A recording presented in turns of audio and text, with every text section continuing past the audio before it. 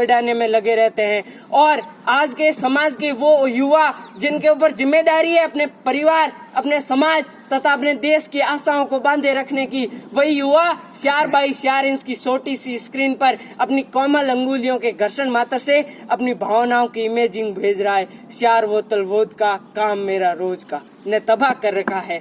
और मैं बता दूं, हमने एक ऐसे समाज में जीते हैं जब पत्थर की मूर्ति को लगते हैं सपन भोग, जब पत्थर की मूर्ति को लगते हैं सपन भोग, भूखे नंगे तड़पते सो जाते हैं लोग, भूखे नंगे तड़पते सो जाते हैं लोग।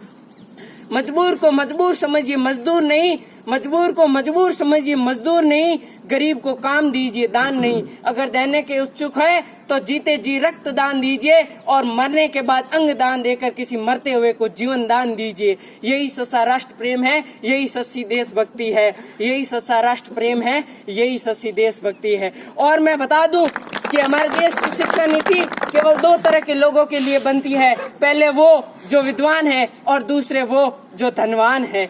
और इसी तरह की कई अजब सी बीमारियां हमारे समाज में फैली हुई है और इन बीमारियों की मूल जड़ है वो है हमारा अंधविश्वास।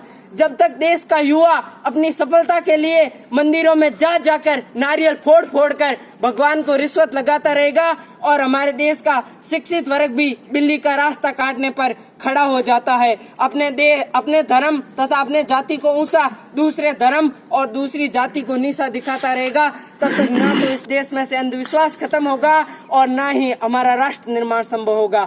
हमारा राष्ट्र निर्माण तब संभव होगा जब इस देश की महिलाओं की पूजा नहीं उनकी इज्जत की जाएगी। हमारा राष्ट्र निर्माण तब संभव होगा जब गरीब का बच्चा मध्याह्न भोजन के लिए नहीं अपितु ज्ञानार्जन के लिए सरकारी स्कूल की चौखट पर कदम रखेगा। हमारा राष्ट्र निर्माण तब संभव होगा जब इस देश का प्रत्येक युवा, प्रत्येक नागरिक अपना काम पूरी ईमानदारी, पूरी मेहनत और लगन से करेगा, तब हमारा राष्ट्र निर्माण संभव होगा। और मैं सैल्यूट करना चाहूंगा सरहद पर दिन रात हमारी रक्षा के लिए खड़े जवानों को तथा इस देश की पुलिस प्रशासन को, किसानों को तथा प्रत्येक उस व्यक्ति को जो अपना काम पूरी ईमानदारी, पूरी मेहनत और लगन से करते हैं। और मैं देशद्रोहियों के लिए कहना चाहूंगा कि अपने देश में रहकर पाकिस्तान जिंदाबाद के नारे वो लगाते हैं, अपने देश में रहकर पाकिस्तान जिंदाबाद के नारे वो लगाते हैं जो अपनी बाप की औलाद होकर के पड़ोसी को पापा कहकर बुलाते हैं, जो अपनी बाप की औलाद होकर के पड़ोसी को पापा कहकर बुलाते हैं। हमारा हिंदुस्तान जिंदाबाद था, जिंदाबाद है और जिंदाबाद रहेगा। जय हिंद।